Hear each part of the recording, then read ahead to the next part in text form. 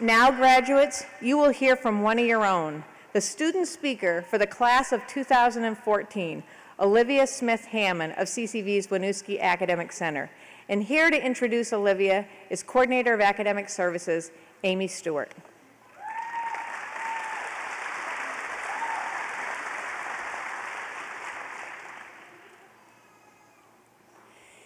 Each one of us is a student and a teacher. We grow because we choose to engage one another. And fortunately for me, Olivia Smith-Hammond chose to commit to our academic advising relationship. And fortunately for you, Olivia decided, finally, to accept the nomination for CCV Student Graduation Speaker.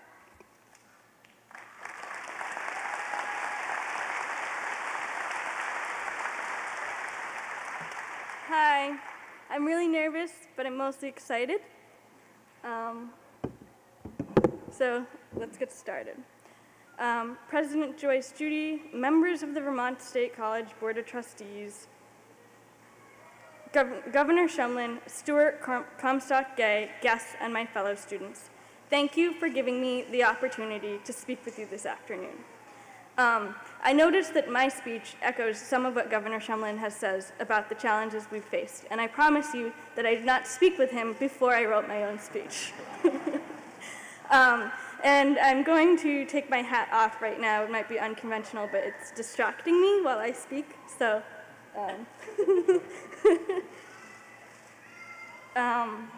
So conveniently, after I wrote my speech, I was listening to NPR, and everyone's been talking about graduation lately, and so I listened to an article that wrote about what memorable graduation speakers tended to include, and I learned 3 things. I learned that I am supposed to be funny, which in my daily life I can do, but here I feel like, I don't know, we'll see how it goes. And I learned that we're also supposed to be slightly self-deprecating. I have that down.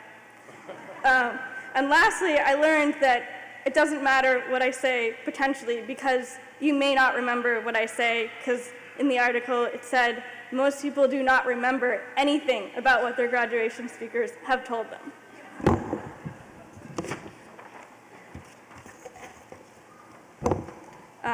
So maybe you'll laugh with me, or maybe you'll laugh at me.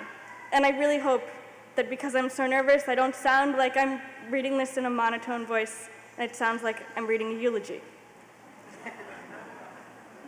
But again, you might not remember. So I'm holding that as a sentiment to myself as I'm up here feeling beyond nervous. So let's get started. If you told me in 2007 that it would take me 7 years to graduate college, I don't know if I would have gone. Over half of us are the first in our families to graduate from college. And over 70% of us have worked full or part-time throughout our semesters. We've all overcome immense challenges to get here today. And there is nothing that qualifies me more than any of you to serve as the 2014 class speaker. Early on in my career, I remember meeting with my advisor, Amy, and she suggested that I take math. And I told her that I was waiting until later, a lot later.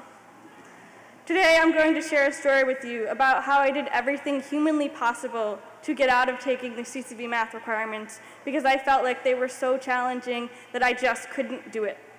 Math terrified me, and I wanted to put it off for as long as possible.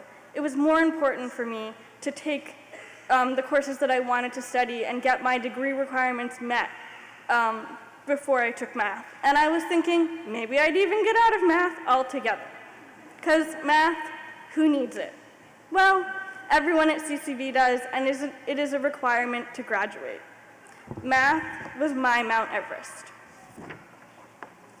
However, this mountain wasn't about math. Yes, I've always struggled with math, but all learning has always been immensely challenging. I live with a life-impacting disability that is not visible and impacts me daily. It usually takes me 5 times longer than most of you to complete any task. So when I thought about math, struggling through a math problem that I already didn't want to complete that would take me 25 minutes instead of what would take most of you 5, I never thought that I would complete the CCV math requirements and expectations. I felt like the odds were against me. I did everything I could to take a stand against it. I held many meetings to discuss my learning challenges in hopes to negotiate my way out of the coursework and the monumental effort, due to the monumental effort and stress it was going to cause me. But there was no way around this challenge, and during my final semesters, I had to accept it. I didn't start out right away by tackling the college-level math classes. That would have been too easy. I had to take basic math and basic algebra before I was able to take the CCV math requirements. And to be honest, my math level was probably at about a middle school level of learning. So completing that coursework after I took the prep courses felt like I was climbing Mount Everest without oxygen. When I felt like giving up, I looked to a quote that has gotten me through many challenging times.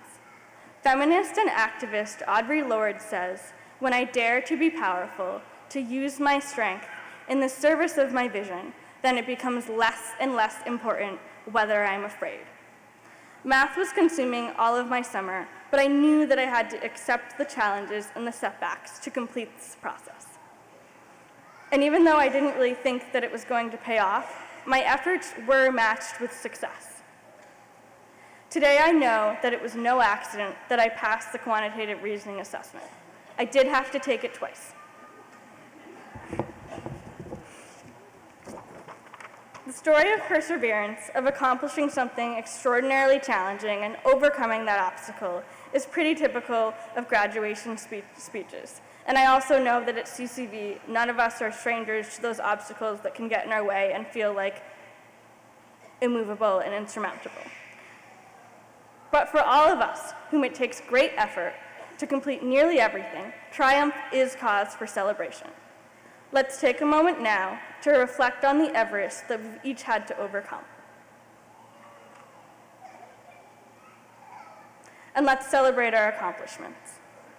We will no doubt face many more challenges in our lives and Everest along the way that will require perseverance. When we find ourselves in that moment where we are not sure if we're going to make it through or solve that math problem, let's remind ourselves that when we dare to be powerful, to use the strength in the service of our vision, then it becomes less and less important whether we are afraid. Thank you and congratulations.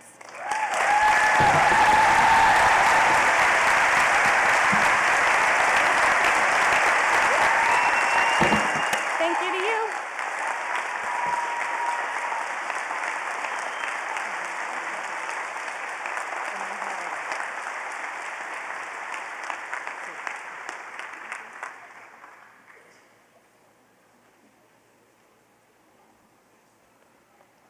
Thank you, Olivia.